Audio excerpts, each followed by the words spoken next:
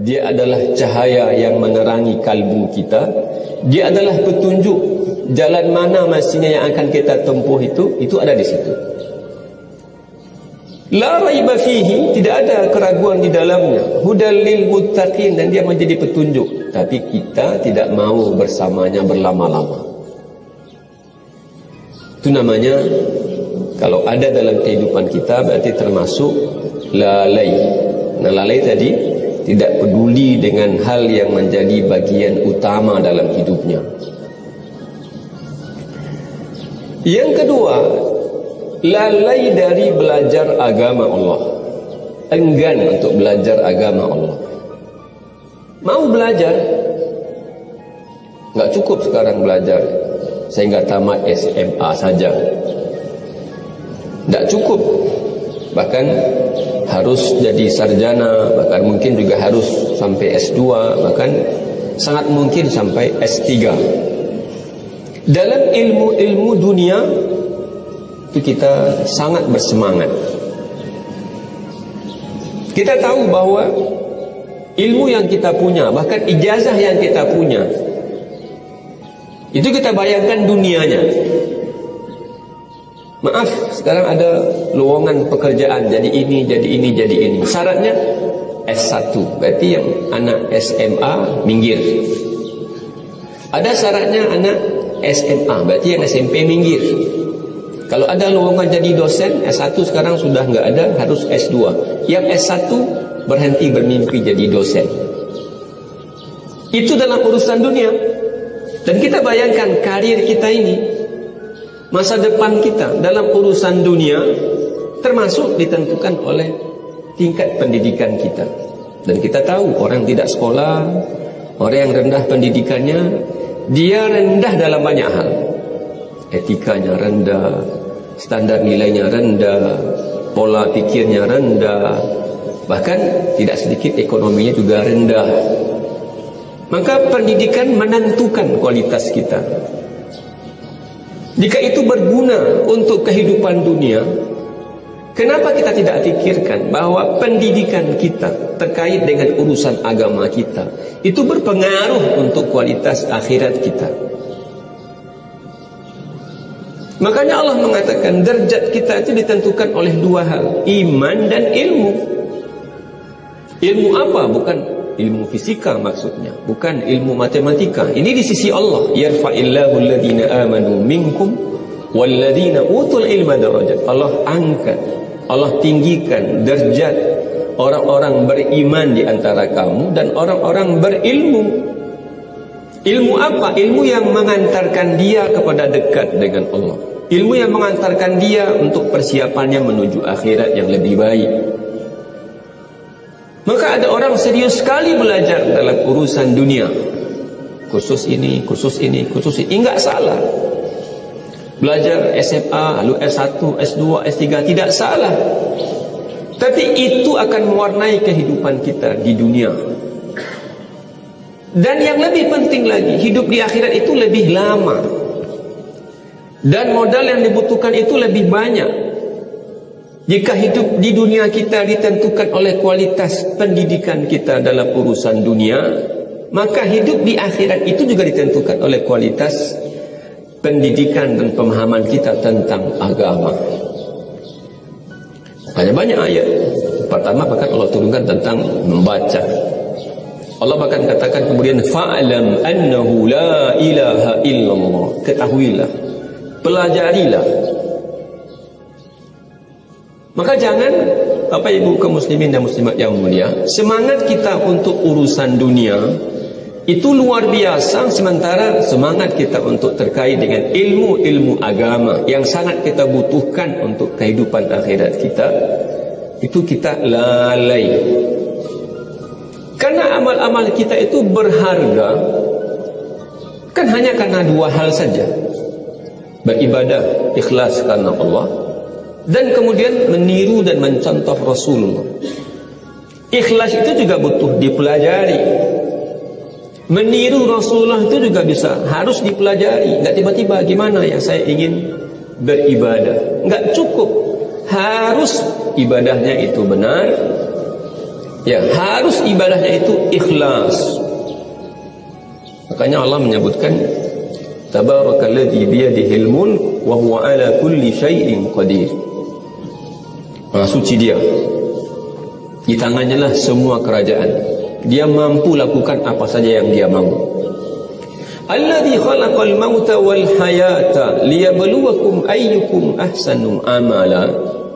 Dialah yang menghidupkan, yang menciptakan kehidupan, yang menciptakan kematian. Untuk apa? Liyabluwakum ayyukum ahsanu amala. Untuk menguji kamu, siapa di antara kamu itu yang paling baik amalnya. Jadi yang Allah ukur itu bukan paling banyak, tapi yang Allah ukur itu adalah yang paling baik. Standarnya hanya ada dua: beribadah benar, beribadah ikhlas. Ikhlas beribadah tidak ada keinginan lain kecuali hanya semata-mata berharap ridha Allah. Dan yang kedua, meniru Rasulullah. Bisakah dua itu tanpa ilmu? Mustahil kita kemudian akan mendapatkan dua hal itu. Beribadah dengan ikhlas, beribadah dengan mencontoh Rasul, tanpa belajar tentang agama kita, tanpa belajar tentang akidah kita, tanpa belajar tentang ibadah kita. Kita enggak diminta oleh Allah untuk ahli tafsir semuanya, enggak. Enggak diminta oleh Allah untuk ahli hadis semuanya, tidak. Ahli fikih semua, tidak. Itu sifatnya fardu kifayah. Sama, ada yang jadi dokter, ada yang jadi pilot, ada yang jadi tentara. Itu ya begitulah. Dalam urusan agama pun, ilmu-ilmu agama itu tidak harus semuanya kita ahli di dalamnya. Itu fardu kifayah. Tetapi ada ilmu yang tidak dimaafkan kebodohan kita terhadapnya. Wah, saya enggak tahu bagaimana solat yang benar. Itu saya enggak tahu. Masa sudah 50-60 tahun tidak juga tahu solat kita itu benar apa enggak sih? Padahal kalau kita kerja, oh ini bautnya salah nih, ganti, begitu kan ya? Ini lemnya salah nih, ganti. Ini kabelnya salah nih, ganti. Masa dalam urusan solat kita nggak tahu ini solatnya benar nggak sih? Ini kita punya Quran, dari kecil lagi kita pegang Quran. Yang saya baca ini benar apa enggak sih? Gitu. Dia punya kemampuan secara finansial, maksudnya dia mengerti tentang cara berzakat. Kalau orang kaya tidak tahu cara berzakat, tak dimaafkan. Kata dia zakat sekali 2 tahun sajalah, sekali 3 tahun, atau suka-suka. Hala alaihil haul, ada waktunya, ada jumlahnya, kepada siapa dibagikan, itu ada ketentuannya. Orang nggak tahu puasa itu apa sih yang boleh, apa yang tidak boleh. Orang nggak paham tentang rukun iman. Masya Allah, 50-60 tahun rukun iman itu apa sih? Apa sih maknanya saya beriman kepada Allah? Apa sih maknanya saya beriman kepada malaikat, kepada Rasul, kepada kita, kepada hari kiamat? Apa maksudnya?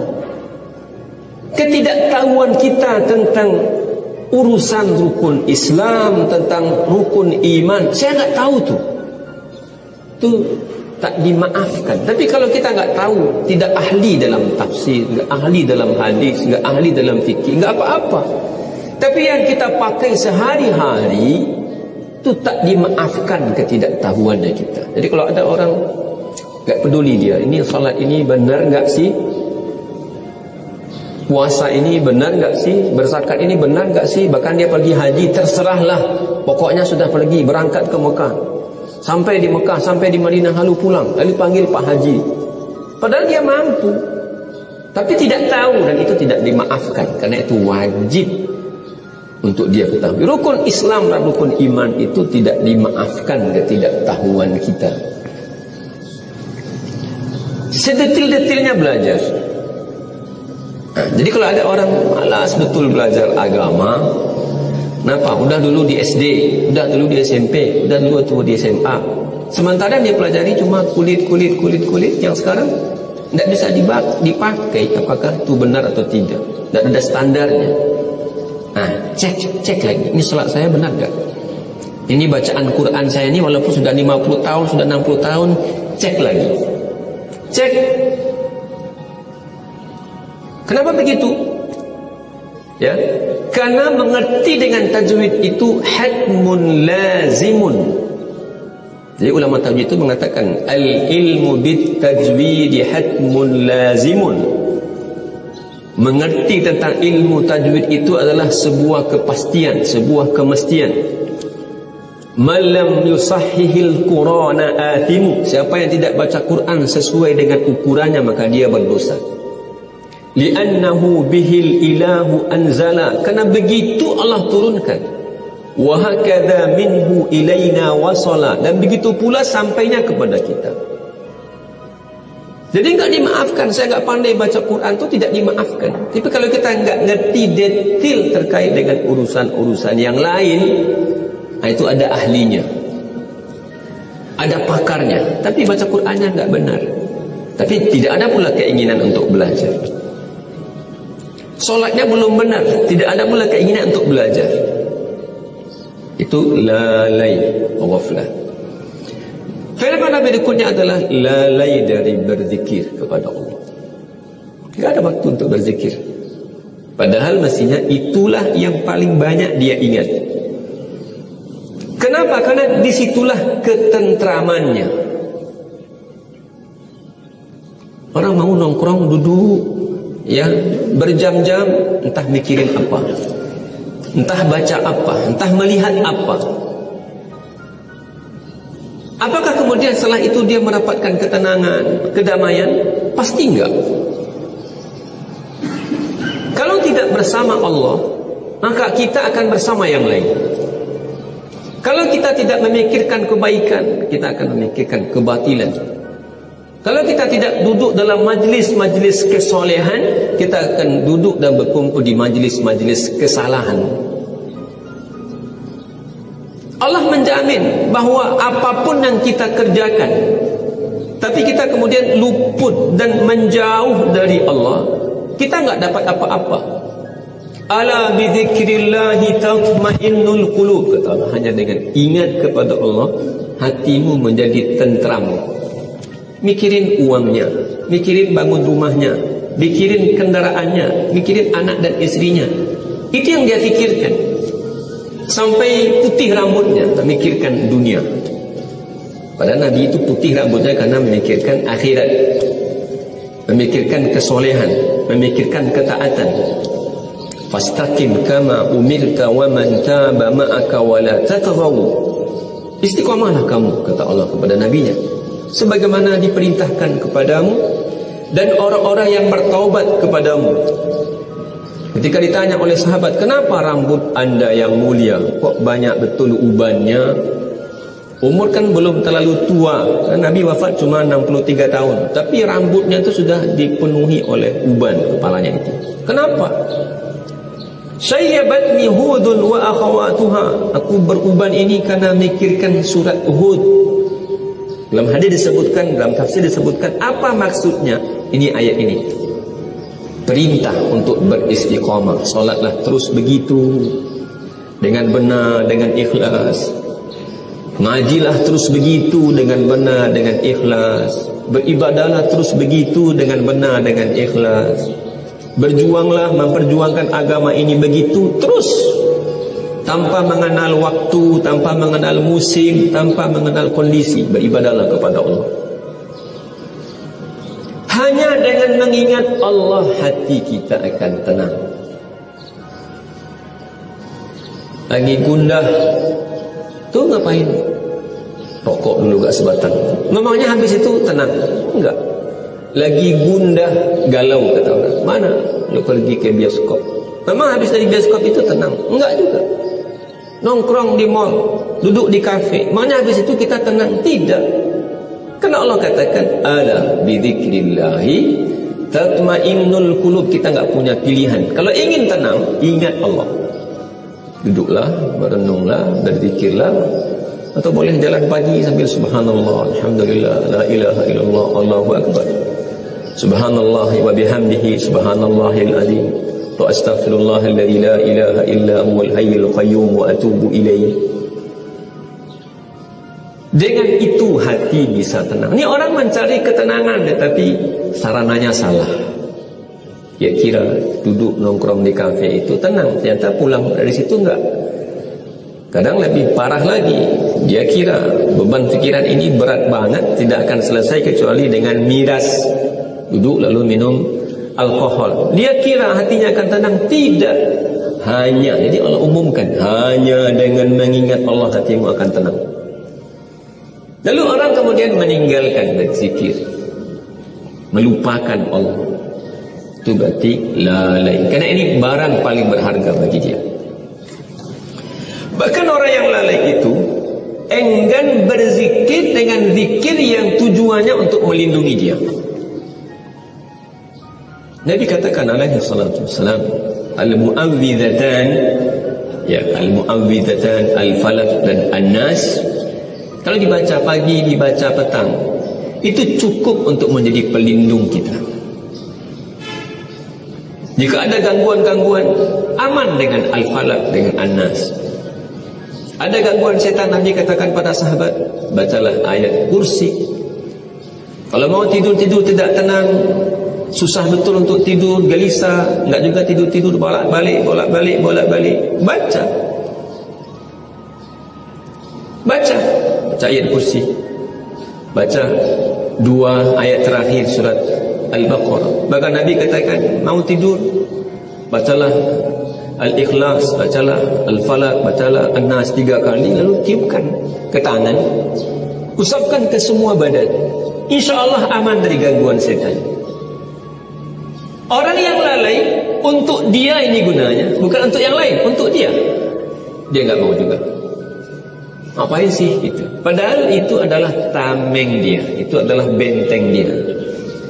Jadi orang yang lalai itu diberi senjata untuk melindunginya, dia enggak mau. Bukan untuk orang lain, untuk dia, biar dia selamat, ya, biar hidupnya tenang, biar aman dari segala bahaya. Itu tujuannya. Kalau tadi zikir-zikir umum, ini zikir-zikir khusus yang tujuannya untuk melindungi dia, itu dia abai.